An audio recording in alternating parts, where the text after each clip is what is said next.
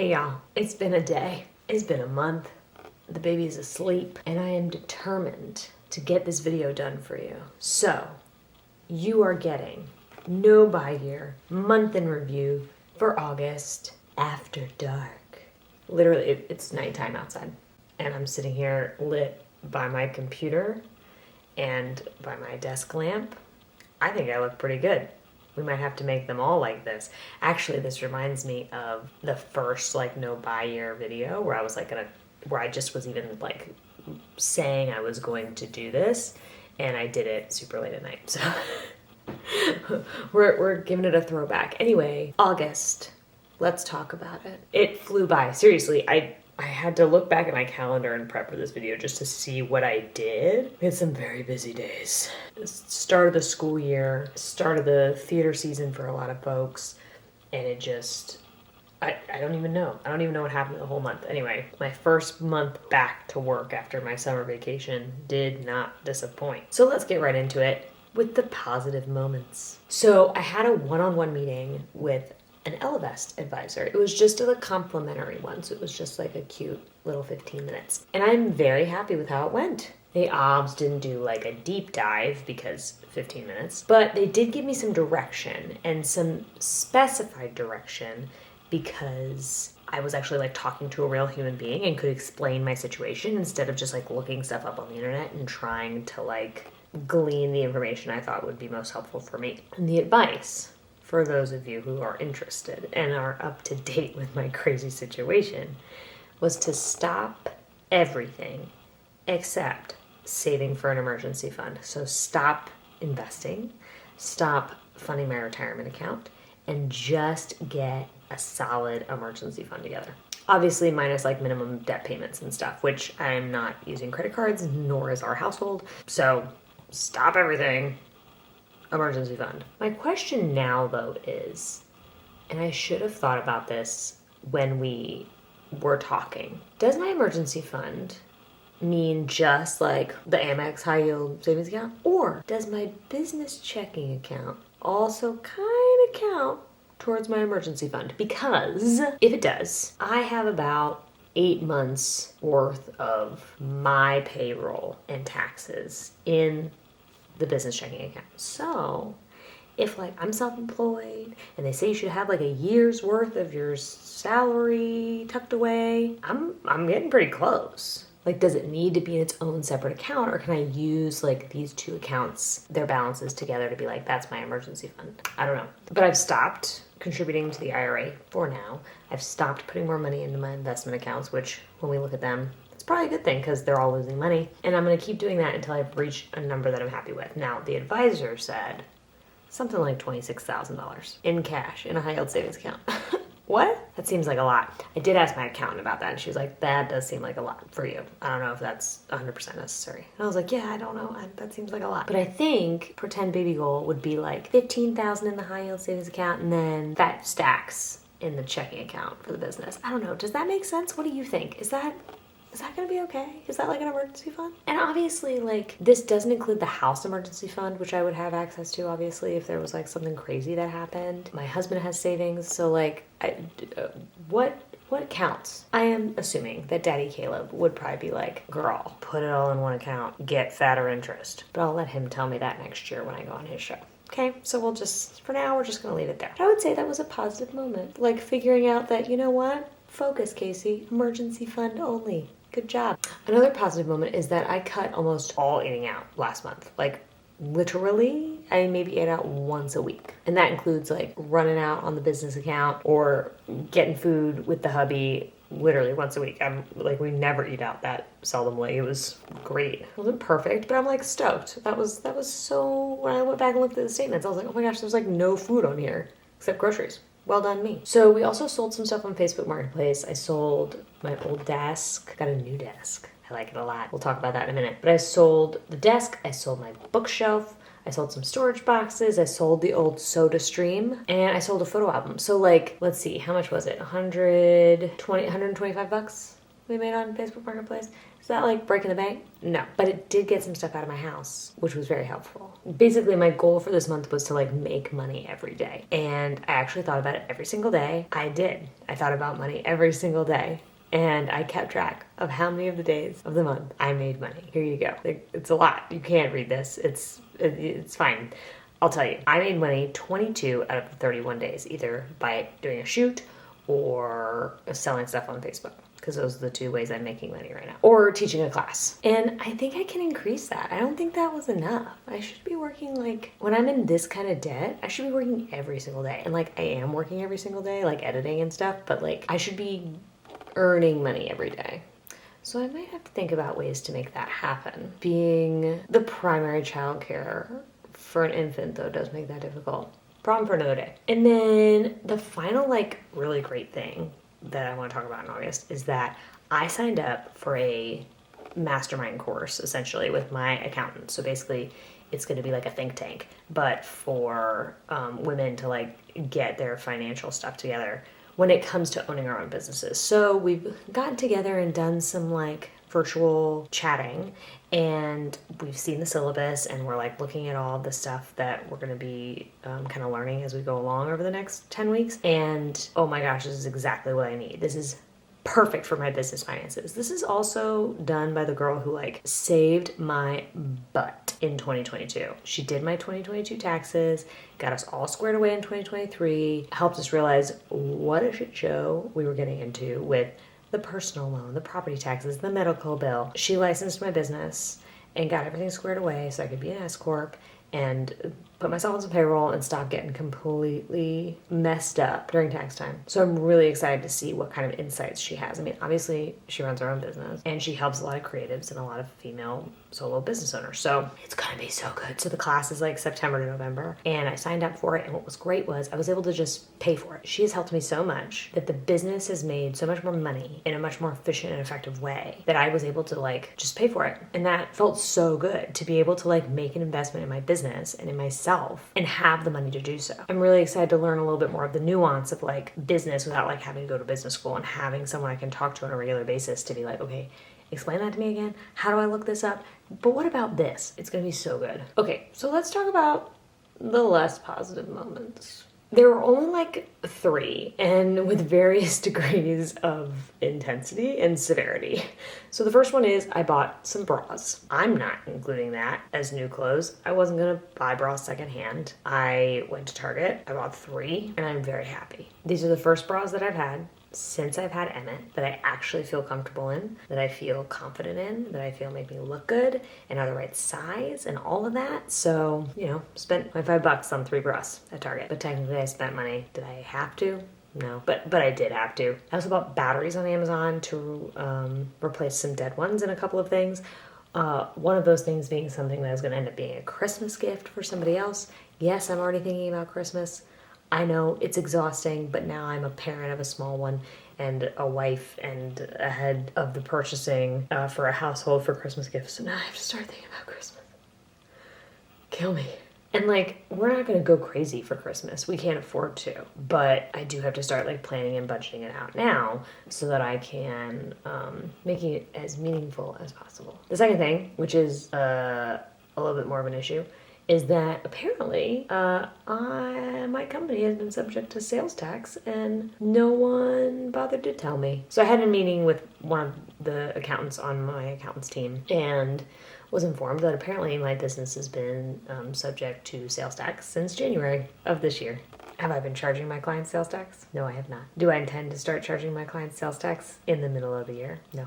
No, I do not. So, based on the fact that sales tax in the state of Georgia is 4%, and based on how much projected income I have to see probably by the end of this year, I'm going to be looking at a tax bill at the end of the year that I did not expect. But that's okay. A lot of my clients are not subject to sales tax, so I don't think I'm going to have to pay on that, but that's like a whole other thing that I'm going to have to figure out. Me and my assistant are on it. But like, Georgia, you could have let your photographers know, boo. So now I have to adjust my entire pricing model, which I needed to do anyway. But it's another reason why I need that class from my accountant so that I can actually know what I need to be charging in order to get all of these things covered and still have the same amount of take-home pay for myself and my team members. It's a bunch of stuff that like I just never learned how to do. It's not just the budgeting of it, but it's also like just the literal breakdown of like how you even price something. It's not just how much you want to charge, it's how much does it cost you to do. And even photographers have to think about that. I also found out that if I operate at a loss for not just this year but next year, I could be open to an audit, because apparently the US, if you operate a business for 3 years at a loss, they consider it just a hobby, and that then they can revoke your business license. I don't think we're gonna have that problem though. It's gonna be fine. But these are all things that like I wish I knew. I wish that I could have known I needed to even bother to look up. But I don't know what I don't know. Another reason I need this class. But the great thing is I'm not nearly as scared about tax time this year as I was a couple of years ago, because I know I have the right people in my corner. I know that I have the systems almost in place to take care of everything. It's going to be okay. Like, and also there is money in the bank to pay a tax bill at the end of the year if I need to, and it won't be anywhere close to like what used to be paying. And I also like have that money stowed away. Imagine what you can do and the taxes you can pay when you don't spend all of your business money on bullshit.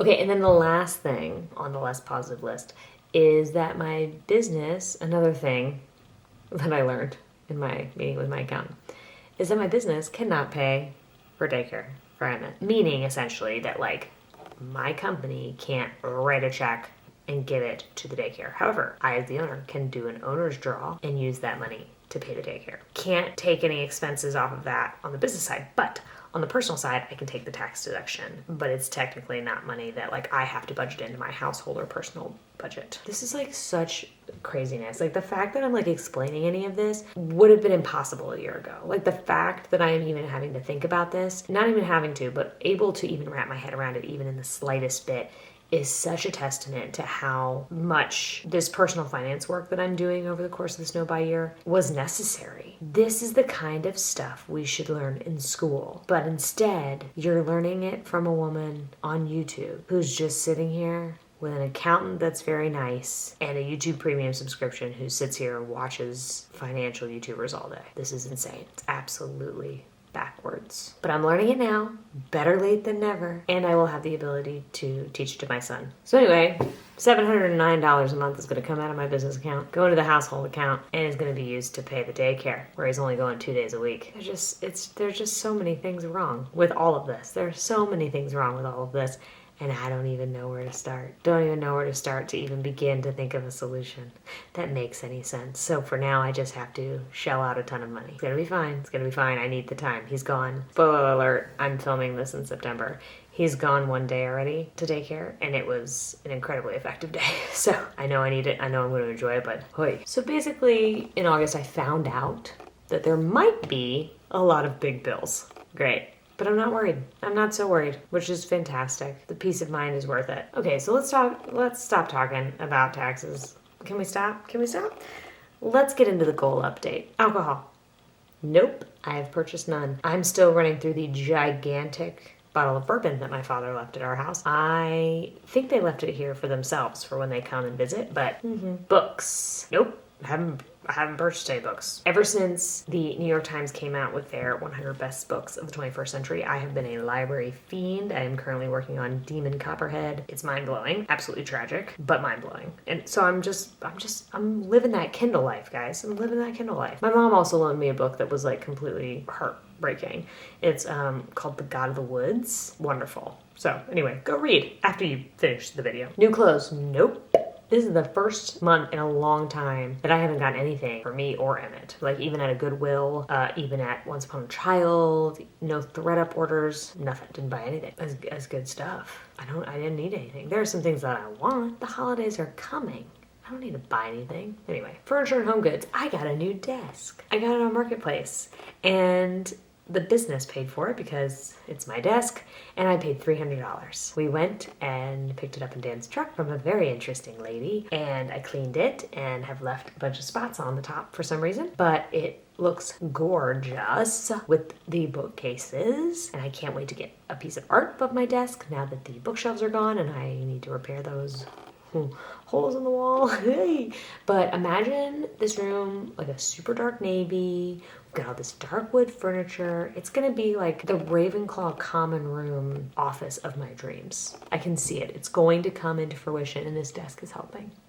So that was my furniture and home goods purchase of the month. And we sold a couple of things, obviously the bookshelves and the desk that were here before. So it feels justifiable to me. Baby stuff. So I bought Emmett a lunchbox at Goodwill for $2 because the lunchboxes are expensive, y'all. It was like $15 to $20 for a normal lunchbox. I'm not buying a 1-year-old a $15 lunchbox. That's dumb. So I went to Goodwill.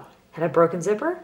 I put a new zipper on it. It's fine because he needs a lunchbox to go to school. And also, I guess, daycare. I'm paying for daycare for him. That's a baby stuff, isn't it? But the lunchbox was the only physical thing that I brought into the house for him. $2 at a Goodwill. Deal of the century. Food and drink. We did a really good job not eating out this month, as I had mentioned previously. But the big ticket item on eating out was my husband and I celebrated our 10-year dating anniversary last month in August. And we went out to the restaurant where we had our first date and paid for parking, which was like a quarter of the entire ticket out, which was insane. But it was really nice. So now I know like about $100 for a date night for the two of us to like go out to dinner, depending on where we go out to dinner, I guess. And it was such a like fulfilling and nice experience that now I have that little like benchmark in my head. Like, okay, can we get $100 a month? Can we get $100 a week together for Dan and I to go out and have a date night? That would be incredible. It was so nice, and I really want to make that a priority for the two of us, especially as Emma gets bigger and as stress gets crazier and life gets busier and busier. I want to make sure that I'm still connecting with him. And if money is going to allow me to do that, better reason to save than any other that I can think of. Paint and home improvement. So we didn't do any home improvement in August, except put a bunch of holes in my wall. But we officially recharged the swing project. We dug a bunch of holes.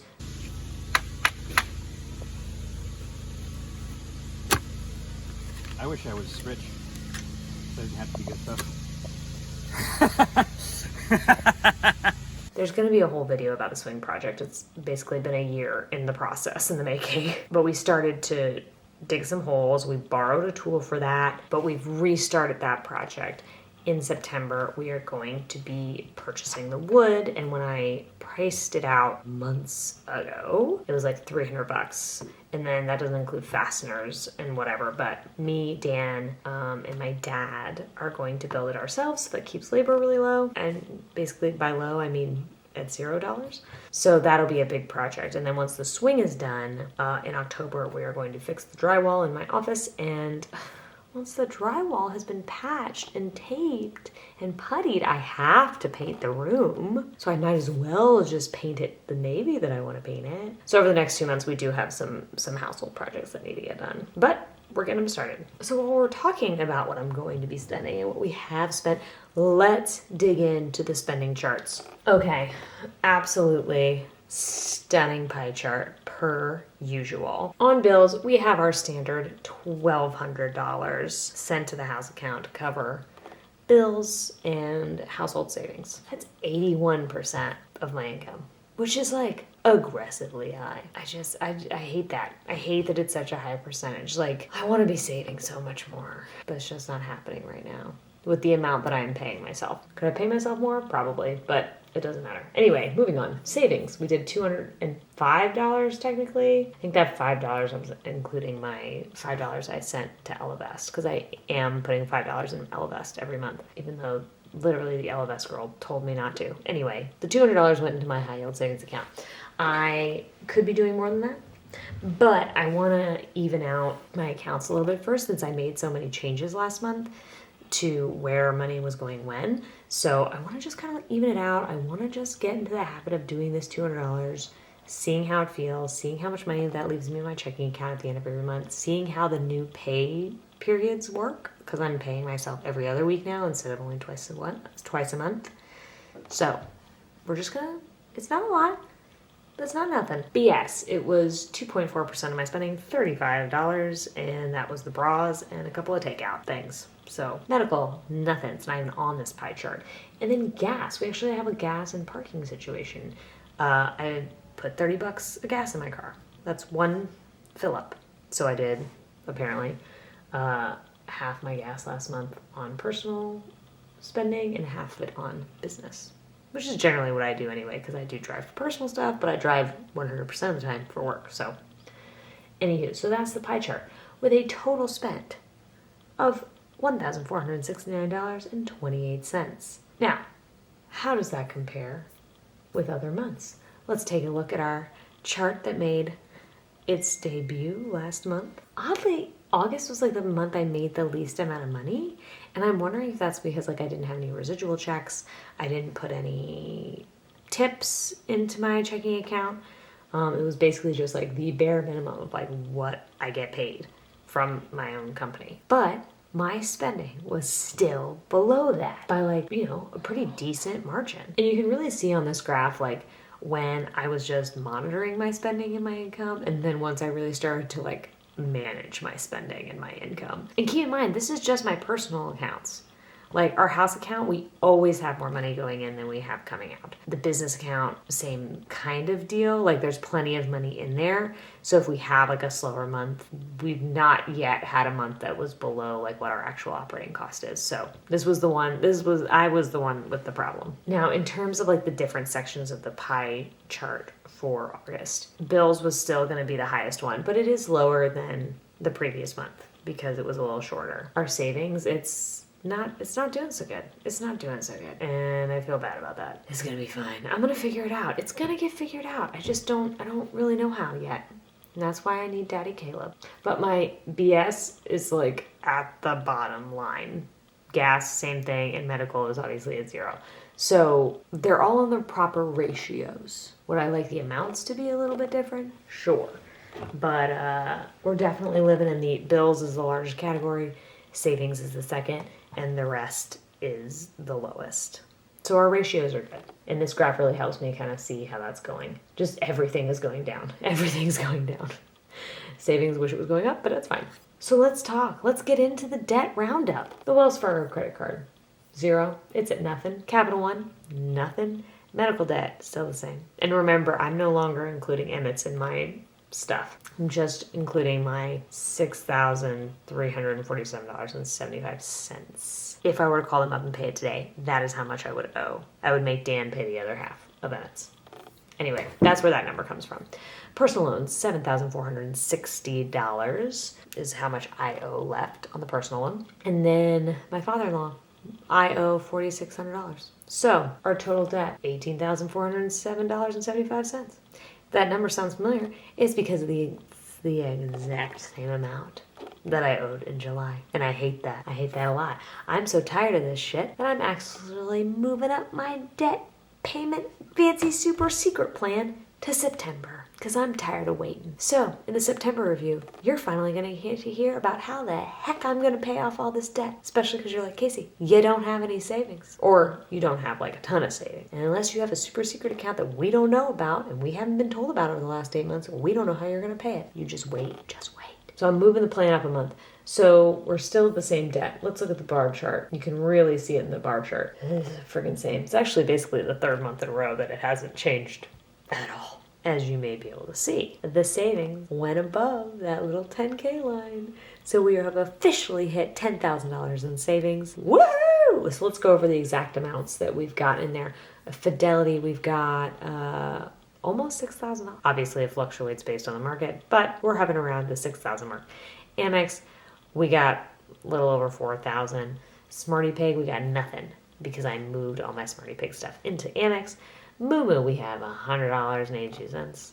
LFS, we have $5.29. Cash App, $4.35, leaving me with a total of $10,210.37. More actually because of my checking account, but like I don't include that because it fluctuates so much. I've never included it in any of these graphs. And I think that this is a big benchmark. I think this is something to celebrate. Overall though, I'm a little anxious to get these bars to switch places. I would like the brown one to be shorter and the green one to be higher. And I have a plan. And I'm so fed up with it. Like I said, I am moving it up a month. We're just gonna start cranking it out. I can tell you that I believe that we will be down to $10,000 in debt by the end of the year. For me, personally. I think we're gonna do it. I'm actually like almost 100% certain we're gonna do it. You're just gonna have to come back and see how I do it. You're just gonna have to come back and see. So that's August. Not as much as I wanted, but really it was about keeping the spending low, seeing how these adjustments that I've made are leveling out. And hey, didn't overdraw my checking account this month, so I'm gonna consider it a win. So what are we doing for September? What are next month's goals? I'm ready to break out my sweaters, obviously. So we're really doing the swing project. It's happening. It's like totally happening. And there will be a whole video about it, so don't even worry. You're not going to miss a step. I'm not going to set savings goals specifically again. Like, oh, I'm going to save $500. Oh, I'm going to save $600. I'm just going to let the savings automatic withdrawals level out for a little bit and see how that goes. We're just going to let it ride in September. I got too many of these weird little things that I got to pay for to be increasing savings willy-nilly. So Emmett starts school in September. I'm using business money to pay for it. So I'm doing an owner's draw. So I'm going to be monitoring like how that affects my business finances. It's not a cheap bill. Besides my payroll, it is the most expensive bill that I have for my business, which is justifiable. It's also a lot of people's largest bill besides like their mortgage. So it's adding that into our lives that I'm going to be monitoring. And it's like killing me inside because if I can afford this $700 right now and it's like been fine, I'm like, could I have been making better progress on all of my debt by using business money? But we are where we are. Can't judge the past. Just have to make sure we're doing it right going forward. So the name of the game in September is to put the debt pay down plan into action and see how all of the recent savings and payroll changes start to even out. So please come back. Come hang out in September. Find out how the heck I am going to conquer this debt and how by the end of the year I am intending to switch these bars. Well, I don't know about switch, but I'm definitely going to be able to get the debt one down a ton. Savings, we'll see. You've stuck this out for so long. You have done so good. Thank you so much for being here with me for 8 months. It's insane. I am so grateful. And I know you're going to keep coming back because we're now getting into the final seasons. Like, you didn't give up on Game of Thrones in the final season. You stayed till the finish. You had to know how it ended. Don't give up on me. I'll see you in the next one. Bye.